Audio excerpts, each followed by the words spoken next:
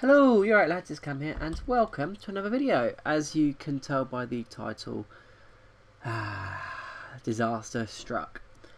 Gonna be a bit of like a story time sort of thing today. I think I'm gonna literally just put some clips in the background of some kills that I've had. I think it's like the best clips that I've got, and the plan is to literally just ramble on. Anyhow, a couple of days ago, it was the 4th of July 2017. It wasn't the 4th of July, it was the 4th of June. It was a Sunday, okay, and me and two friends had booked tickets for the Michael Carrick testimonial match. It was on ITV for all you British guys. Basically a football match, celebrating a player's career as such. Everyone gets together, and it was at Old Trafford in Manchester. Manchester United. I'm a massive Manchester United fan, and it was the 2008 Manchester United squad versus the Carrick All Stars. So a lot of the old players got back. Sir Alex Ferguson was managing again. Carrick was playing. Just older players that have since left. Ryan Giggs, Paul Scholes. Anyhow, as you know, I am from the southeast of England, so the drive from Kent to Manchester commenced. Left the house at 6:30, and it was quite a nice drive there, to be honest with you. It was a Sunday morning, and I think it was a rarity that we'd see a car on the road, to be honest with you.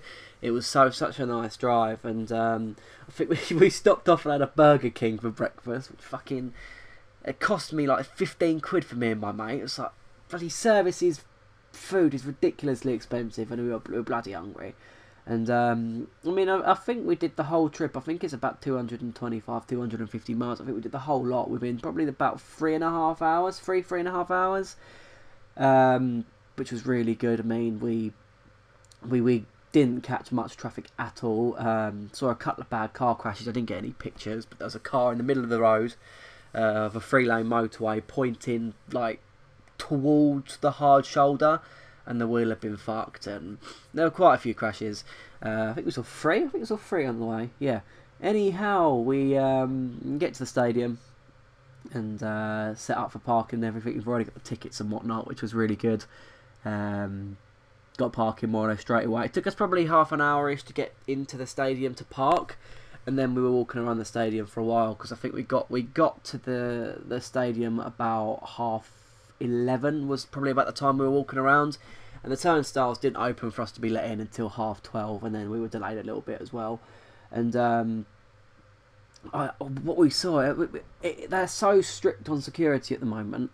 It's unbelievable how tight the security is, and they were saying no large bags. You know, everyone was being searched, and turnstiles that we were going through, there were 4. There was 1 queue for women, and the rest for males. 4 queues for males. Obviously, women have to search women, males have to search males. Standing next to this Sikh man with a turban on, he looks the happiest man in the world. And me and my mate honestly could not believe this. Out of the blue, some bloke just comes up to him, takes him aside, and scans his turban with one of those like metal detector things. And I'm like, oh, for fuck's sakes. Can't believe I've just seen that. Anyhow, we get into the match, and what a match. It was a really, really good match. Wasn't a win, unfortunately. It did finish 2-2, but there were some nice goals, and Michael Carrick did get his goal in the end. It was quite a nice one. It's quite a long range.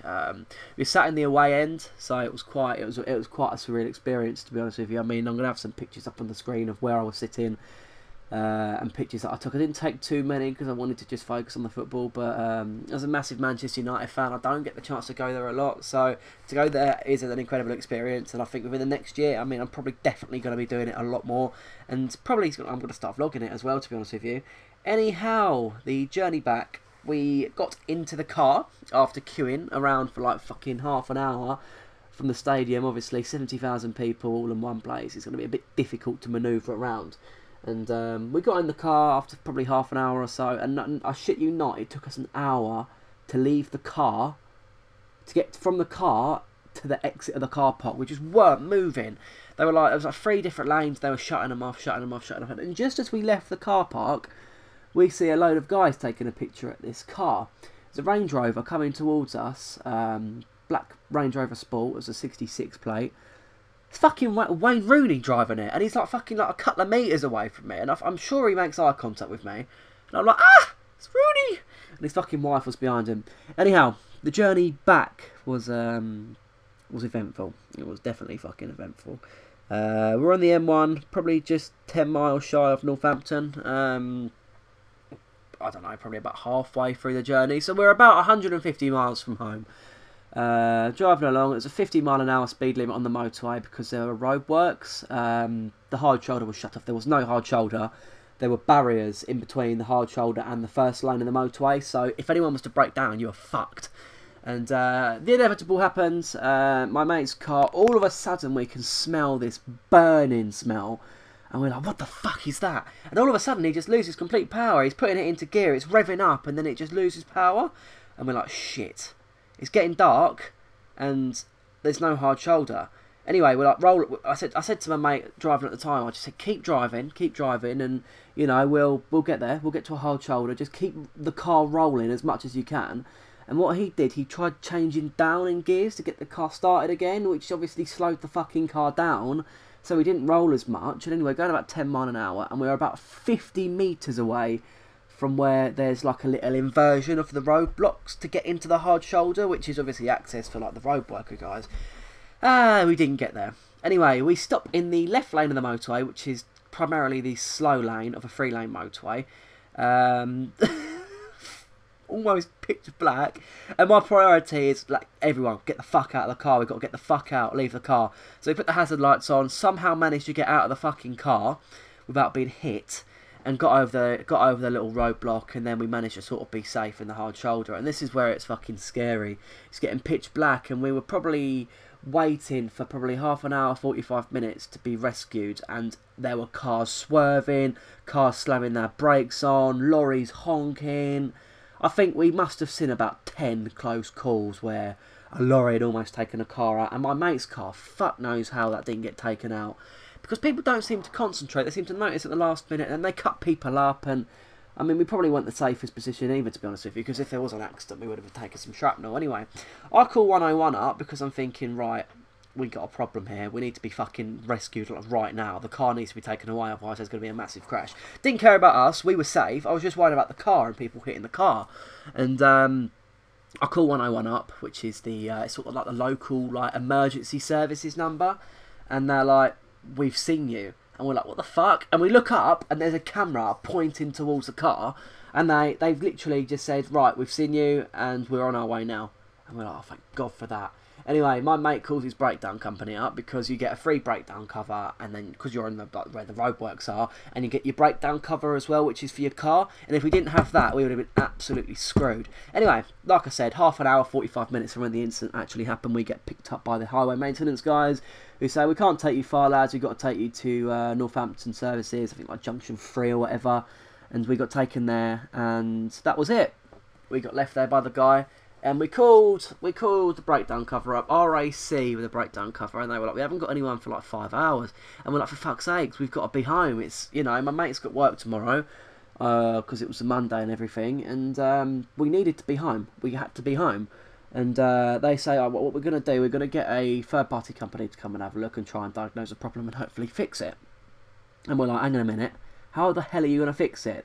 We knew what the problem was. It was a timing belt. The timing belt had snapped. We were fucking adamant that that had happened because it had been making a whining noise, and it was sort of inevitable. It was just sod that it happened on the way back from Manchester. I mean, I'm glad it didn't happen on the way there. Otherwise, I would have missed the fucking football. I would have cried myself to sleep and probably fucking chinned my mate for not fixing it earlier. Anyhow, where am I from there? Right, we're at the services, and the guy comes. He doesn't even check the engine. He starts the car up. Car don't start. Oh, it's your cam belt. And we're like, yeah, we know that, mate. Your timing belt. Your belt. I don't know the correct term. And he's like, yeah, that's what it is. And we're like, yeah, we know. And he's like, okay, well, I'm going to have to go now because I haven't got a recovery truck. Anyway, we call the RAC up, and they're like, oh, 2 to 3 hours. So we're sitting in this fucking service station. It's probably about 11 o'clock. 2 to 3 hours have passed. Call up. Another hour. So we're like, for fucking hell. So this fucking service station waiting in the car for 3 hours. I'm trying my best to make the most out of a bad situation, like going to have a fucking McDonald's because I was hungry. And I fell asleep in the back of his car for like 45 minutes or so. It was like, it wasn't a proper sleep, it was like I was aware of what was going on. I just sort of shut my eyes for a little bit. And oh, bloody hell, man. We got picked up, I think it was about 2 o'clock. Guy was sound as a pound, bless him. He did a good job of picking the car up and everything. And it wasn't the RAC, it was like a third party sort of company who the RAC were contracted in to pay to get it sorted. And they said, we can't drop you off straight there because it's too far. We were 140 miles away. And bear in mind, what, 150, 160 miles away. And bear in mind, this lorry that we're in, this recovery truck is fucking, it's sort of limited to I think it's like 50 mile an hour. It's going to take ages. And he says, I'm going to have to drop you off halfway because I can't take you any further. I'm like, oh, another service station, man. So, yeah, we get taken to this service station. I think we get dropped off at about 3 AM. We're at this service station and we're told that the guy should be there. And obviously the bloke ain't fucking there. We're just northwest of London. So we're probably about an hour and a half drive away from home at this point. And we get picked up probably half an hour later, which isn't so bad. But this recovery truck was falling apart, man. Like when the guy was driving, the fucking the driver's side door, it was like rattling and it was opening, and it was like so bumpy, and it was just going so quick. And he had my mate's car in the back, and I was like, mate, your car's gonna fucking fall off. And he kept fucking, just literally, he was swerving, and throughout the journey, I mean, I kicked off and everything. I fell asleep for a while because I was so tired. I just completely ignored his driving. And he was swerving, he was dozing off. You could see his head just dropping and nodding down. And eventually, after a scary as fuck drive, I mean, he was taking the racing line on roundabouts with a fucking ton car in the back. Like, really? Why the fuck? Why are you taking roundabouts so quick? We're all over the place in the background because we ain't got seatbelts. And I think we probably got back to my mate's house, I'd say 5 o'clock we got back. So an extra 6 hours from when we were meant to be back. We were meant to be back at like 11, like midnight-ish at the max. Got back at 5 o'clock and I had no way of getting home because I live probably 15 miles away from where my mate lives. I wasn't expecting to have to fucking get a lift back because I thought he could take me back. So my other mate took me back, and he had only been passed for, what, like a month? He's only done about 200 miles in his car, and oh, it was fucking scary because he was tired as well. He was as tired as me, and he was fucking, we were trying so hard to keep him awake. And eventually, 6 AM, I walked through the doors of my house, and yeah, we got fucking home. What an experience. What an experience. So his car's knackered. It's going to cost him about £1,000 worth of work. So we've not got he's got a bit of a problem. But oh, Jesus Christ. It was a good trip. It's a good match, you know. I enjoyed it. Personally, I enjoyed it. I'm going to say that.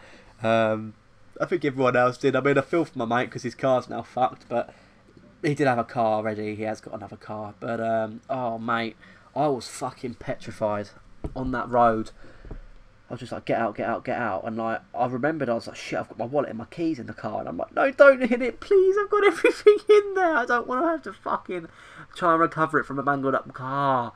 And I was seriously worried that someone was going to hit it. But no, they didn't. And we got home safely. And I slept for about 2 months afterwards. So, yeah.